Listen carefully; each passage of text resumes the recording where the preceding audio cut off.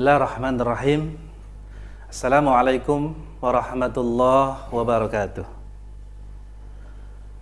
Alhamdulillah, wassalatu wassalamu ala rasulillah Sayyidina Muhammad ibni Abdillah wa ala alihi washabihi wa man tabi'ahu wa wala amma ba'du.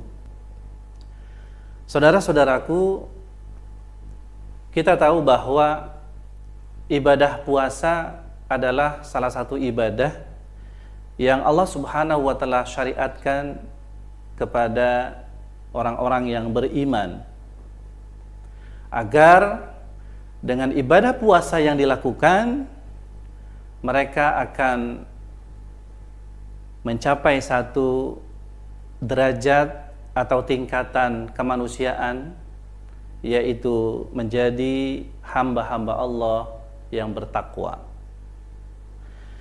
Dan jika kita coba uraikan ciri-ciri dari hamba Allah yang bertakwa, kita akan temukan ada satu dimensi, yaitu dimensi karakter atau akhlak. Nah, sejauh mana pengaruh ibadah puasa terhadap pembentukan karakter atau pembentukan akhlakul karimah? Kalau seandainya kita coba merujuk dalam beberapa ayat yang menjelaskan tentang ciri-ciri orang yang bertakwa, kita akan temukan di sana ada dimensi karakter atau dimensi akhlak. Misalnya terdapat di dalam surah Al-Baqarah ayat 177. Ada 3 nilai karakter dari orang yang bertakwa. Yang pertama, orang yang bertakwa itu adalah orang-orang yang menepati janji. Kemudian yang kedua, orang yang bertakwa itu adalah orang-orang yang jujur. Lalu kemudian yang ketiga, orang yang bertakwa itu adalah orang-orang yang sabar. Lalu kemudian di dalam surah Ali Imran ayat 133 sampai 135, Allah pun juga menjelaskan tentang ciri-ciri orang yang bertakwa yang berkaitan dengan karakter atau akhlak. Di antaranya orang-orang yang bertakwa itu adalah orang-orang yang memiliki kepedulian sosial. Kemudian mereka juga orang-orang yang bisa mengelola emosi, dan juga orang-orang yang pemaaf. Dan masih banyak lagi ciri-ciri dari hamba-hamba Allah yang bertakwa yang berkaitan dengan nilai-nilai karakter atau nilai-nilai akhlak. Nah, lalu pertanyaannya adalah bagaimana puasa bisa berpengaruh terhadap akhlakul karimah atau terhadap nilai-nilai karakter tadi. Nah, kita tahu, saudara-saudaraku sekalian, bahwa ketika seseorang berpuasa selama kurun waktu 29 atau 30 hari, maka itu adalah merupakan masa repetisi dari melakukan perbuatan-perbuatan yang baik. Bukankah ketika kita berpuasa, kita disuruh untuk menjaga lisan kita?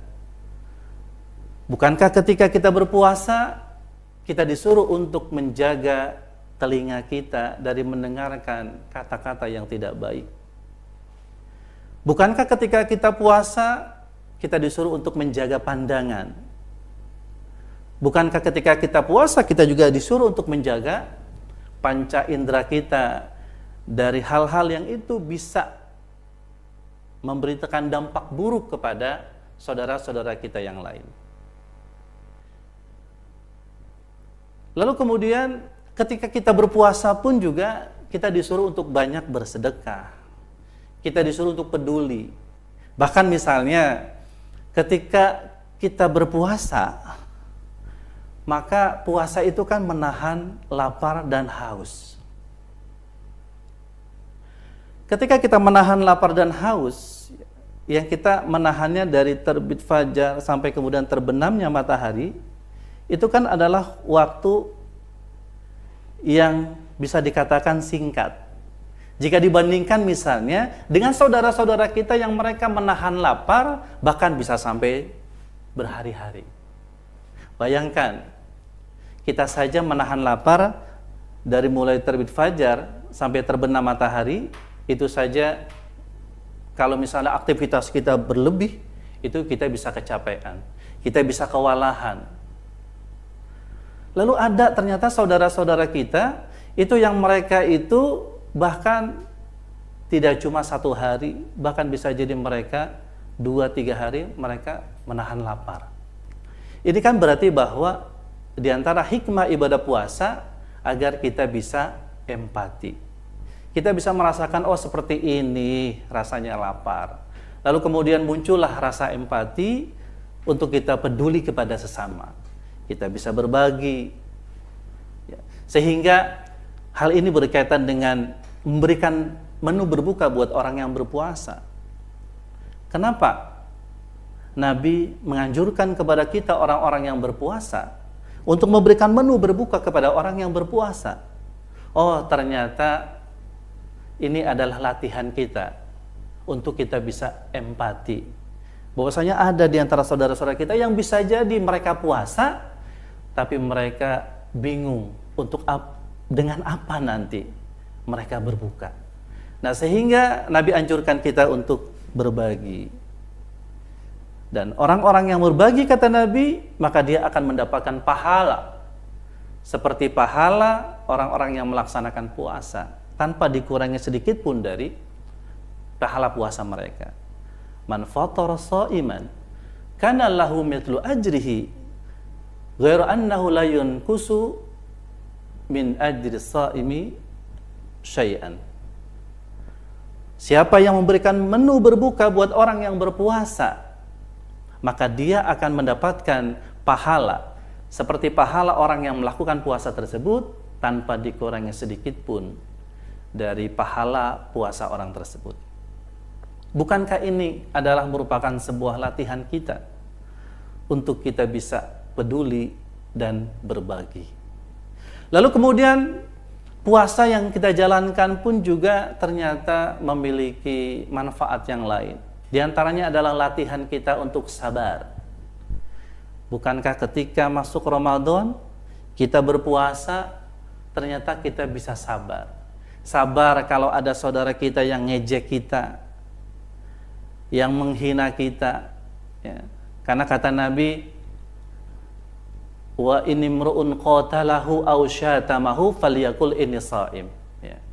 Jika seandainya kalian berpuasa, tahan emosi, tahan amarah. Jika seandainya ada orang-orang yang mereka itu menggoda, mereka itu menghina, mereka itu memancing-mancing emosi kalian, sabar. Katakan bahwa inni shaim, aku sedang berpuasa. Lalu ketika kita berpuasa pun juga kita dilatih untuk jujur. Kita dilatih untuk jujur. Dan ibadah puasa adalah ibadah rahasia.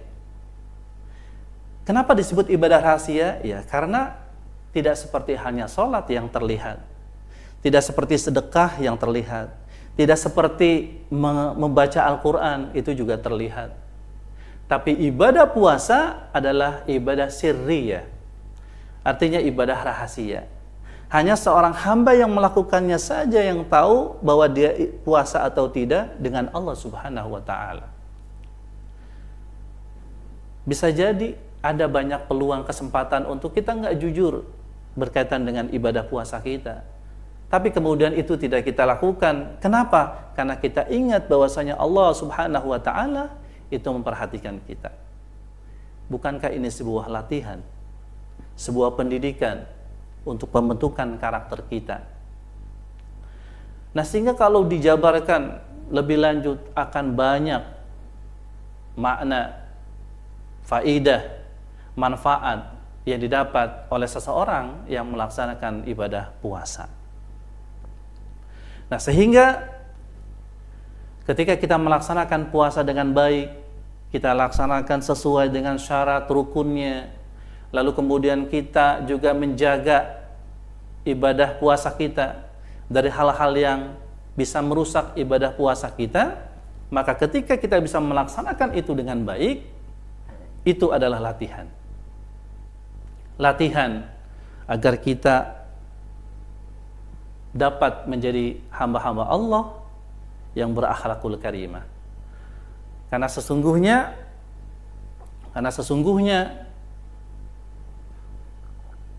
hal-hal yang kemudian bisa menyebabkan orang itu bermaksiat kepada Allah karena dorongan daripada hawa nafsu yang ada dalam dirinya. Ada dua nafsu, nafsu perut dan nafsu kemaluan.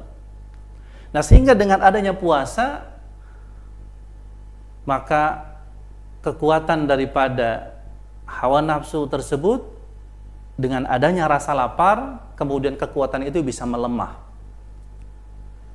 Lalu kemudian ketika dia melemah, maka dorongan untuk melakukan hal-hal yang bersifat kepuasan physically, ya, hal-hal yang tadi perbuatan-perbuatan yang itu dilarang oleh Allah Subhanahu wa taala itu semakin melemah. Nah, sehingga ada sebuah ilustrasi yang diberikan oleh Imam Al-Ghazali yang ini sangat bagus untuk kemudian kita renungkan. Apa kata beliau? Jiwa manusia itu diibaratkan sebagai kerajaan. Dan hawa nafsu itu ibarat petugas-petugas pajak.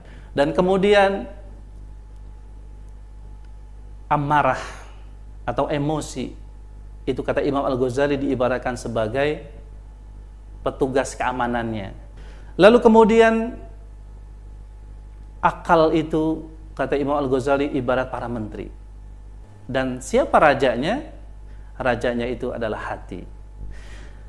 Kata Imam Al-Ghazali, kalau seandainya raja, dalam hal ini hati, dan kemudian para menteri, ini tunduk di bawah hawa nafsu dan juga emosi, maka seseorang itu pasti akan mudah melakukan berbagai macam pelanggaran-pelanggaran, mudah untuk melakukan keburukan-keburukan.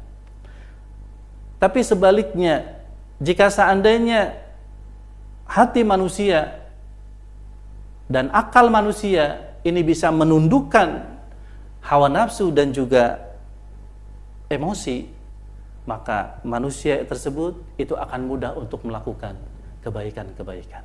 Nah, ibadah puasa yang kita lakukan adalah ibadah yang mendidik kita, melatih kita untuk bagaimana supaya hati dan kemudian akal bisa mengendalikan daripada hawa nafsu dan juga mengendalikan emosi. Karena hawa nafsu, emosi tidak bisa dihilangkan, tapi dia hanya bisa dikendalikan. Dan ibadah puasa akan mampu untuk mengendalikan hawa nafsu dan juga emosi yang ada dalam diri manusia. Mudah-mudahan puasa yang kita lakukan akan mampu untuk menjadikan kita sebagai hamba-hamba Allah yang beriman kepada Allah, melaksanakan segala perintahnya, menjauhi segala larangannya, dan kemudian juga orang-orang yang berakhlakul karimah atau orang-orang yang berkarakter.